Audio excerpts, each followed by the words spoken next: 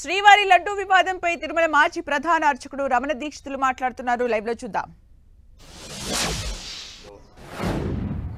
సరైన పరిమాణాల్లో స్వామివారికి నైవేద్యం కాకపోవడం అనేది చాలా విచారకరమైన విషయం. అందులోనూ ఆగమ శాస్త్ర ప్రకారంగా ఆవుకు ఆగమ కార్యక్రమాల్లో ఎంతో విలువైన స్థానం ఉంది. గోక్షీరం కానీ ఆవు పాలతో స్వామివారికి అభిషేకం జరుగుతుంది.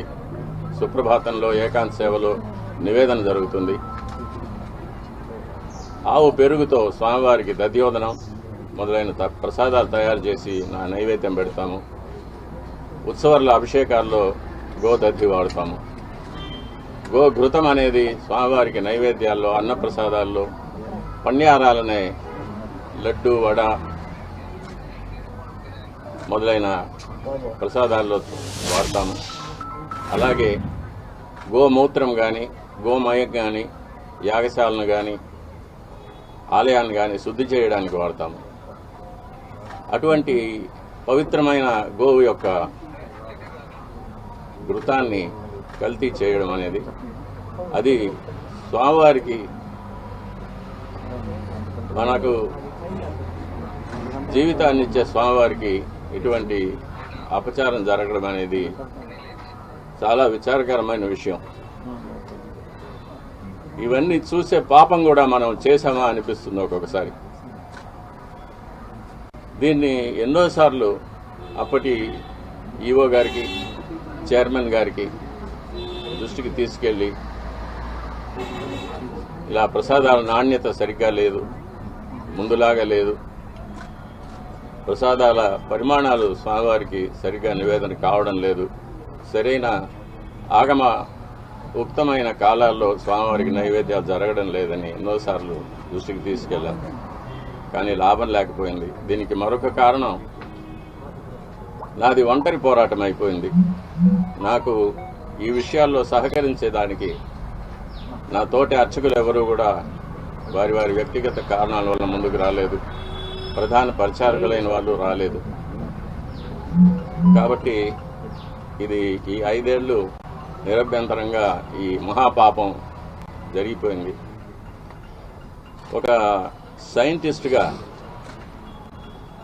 ఈ నెయ్యి యొక్క పరీక్షల యొక్క ఫలితాలు కూడా నేను చూశాను, ల్యాబ్ రిపోర్ట్స్ చూశాను.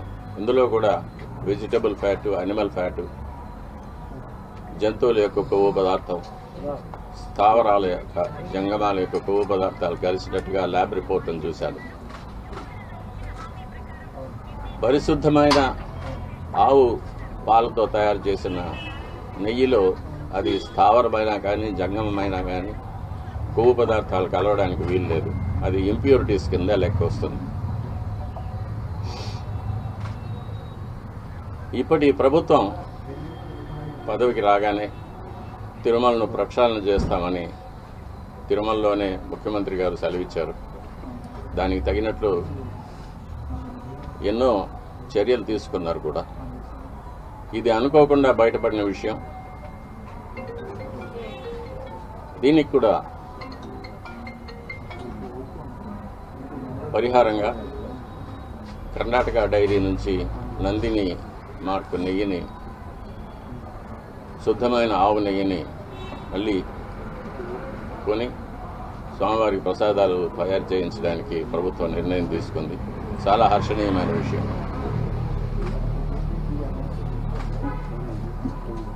ఈ విషయంలో ముఖ్యమంత్రి గారికి విన్నపం, స్వామివారి మీద విశేషమైన భక్తి ఉన్నవారికి, ఆగమ శాస్త్రం మీద, మన సాంప్రదాయాల మీద గౌరవం ఉన్నవారికి తిరుమలలో సేవ చేయడానికి అవకాశం కల్పించవలసిందిగా కోరుతున్నాను. ఆచార పరమో ధర్మ, ధర్మస్య ప్రభు అచ్యుత అని గీతలో కృష్ణ పరమాత్మ సెలవిచ్చారు. వైఖాన సాగమోక్తంగా జరిగే దేవాలయాలు ఎన్ని ఉన్నా కూడా ప్రతి దేవాలయానికి కొన్ని నిర్దిష్టమైన ఆచార వ్యవహారాలు ఉంటాయి. అటువంటి ఆచారాలు కాపాడడమే పరమధర్మం అనేది గీత ఉపదేశం. మన శ్రీవారి దేవాలయంలో అటువంటి విశేషమైన ఆచారాలు ఎన్నో ఉన్నాయి. అటువంటి ఆచారాలన్నింటినీ కూడా మనం మరి పెద్దలు ఎలా మనకు కాపాడి ఇచ్చారో అదేవిధంగా కాపాడి ముందు తరాల వాళ్ళకు మనం అందజేయాలి. ఈ నెయ్యి కల్తీ మీద సరైన విచారణ జరిపించాలి, చర్యలు తీసుకోవాలి. ఇటువంటి విషయాలు నేను అధికారుల దృష్టికి, చైర్మన్ దృష్టికి తీసుకెళ్ళడం వల్ల నాకు వాళ్ళ వద్ద చెడ్డ పేరు వచ్చింది. అందువల్ల నన్ను చాలా హింసలు పెట్టారు. ఎన్నో చట్టవిరోధమైన ఎన్నో కేసులు నా మీద బనాయించి నన్ను కోర్టుల చుట్టూ తిప్పారు, ఇప్పుడు తిప్పుతున్నారు. వీటన్నిటినీ కూడా ముఖ్యమంత్రి గారు గమనించి సరిచేయవలసిందిగా కోరుతున్నాను.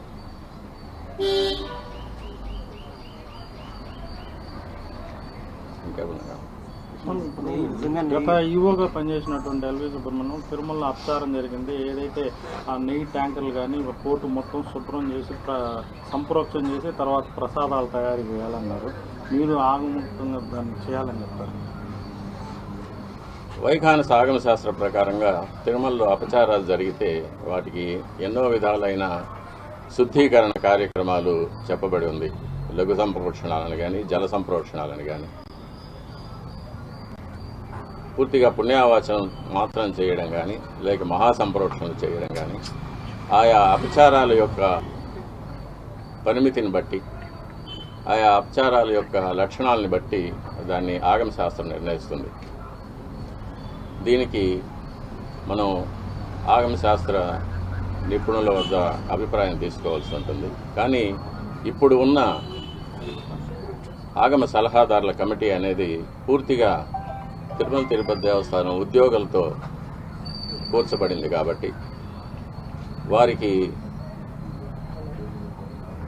ఒక స్వతంత్రమైన అభిప్రాయం ఇచ్చే ధైర్యం లేదు. కాబట్టి దీన్ని బయటి రాష్ట్రాల నుంచి కానీ, మన రాష్ట్రంలోని వివిధ దేవాలయాల నుంచి కానీ, వైఖానస ఆగమ శాస్త్రంలో సరైన అనుభవం, విద్య ఉన్న వారి చేత మనం వారితో సంప్రదించి మనం దీనికి శుద్ధీకరణ చర్యలు చేపట్టవలసి అవసరం ఎంతైనా ఉంది. ఇది నెయ్యి టెస్ట్కి పంపించింది జూలై 17. జూలైలో వచ్చిన నెయ్యిని టెస్ట్కి పంపించారు. అప్పటికి ప్రభుత్వం కూడా మారిపోయింది. ఇప్పుడున్న ప్రభుత్వం ఉంది. అప్పుడు వచ్చిన నెయ్యిని టెస్ట్కి పంపించారు. దీనికి సంబంధించి మీరు ఏమంటారు? అది